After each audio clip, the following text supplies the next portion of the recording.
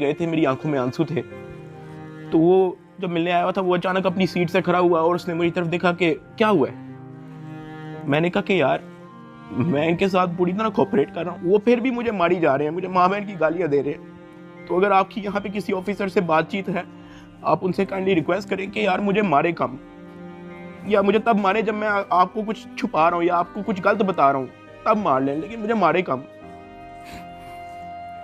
वो बड़ा परेशान हुआ, वो बाहर चला गया, कुछ खाने को मेरे लिए लेके आया था, पिज़्ज़ा या कोई बर्गर लेके आया था। बाहर जाके मुझे नहीं पता कि उनके जानने वाले थे जुनैद सलीम जो एंकर हैं, उन्होंने कहीं उनको बात बता दी। जुनैद सलीम साहब ने जो है वो अपने पॉडकास्ट के अंदर इसका जिक्र कर दिया कि मेरा एक जानने वाला वहाँ पे गया तो डक्की भाई इस हालत में था।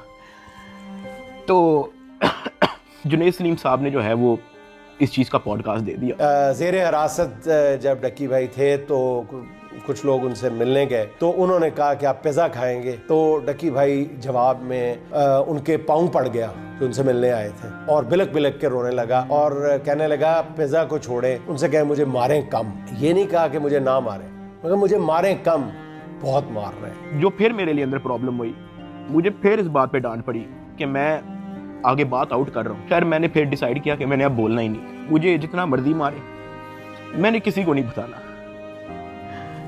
मुझे हवालात में वापस बंद कर दिया इन्होंने। थप्पड़ किसने मारा था? थप्पड़ वो एहलकारों ने मारा था।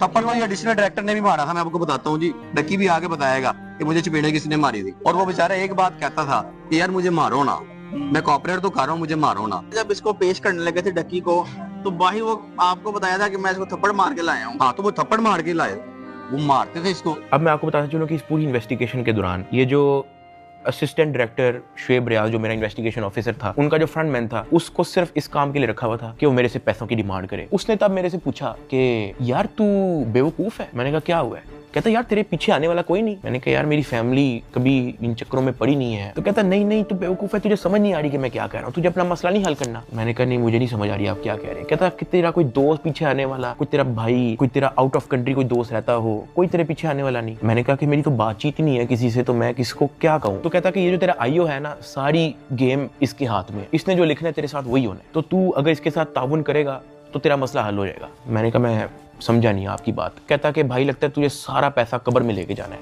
पैसे आप फिर कमा लोगे, आप अपना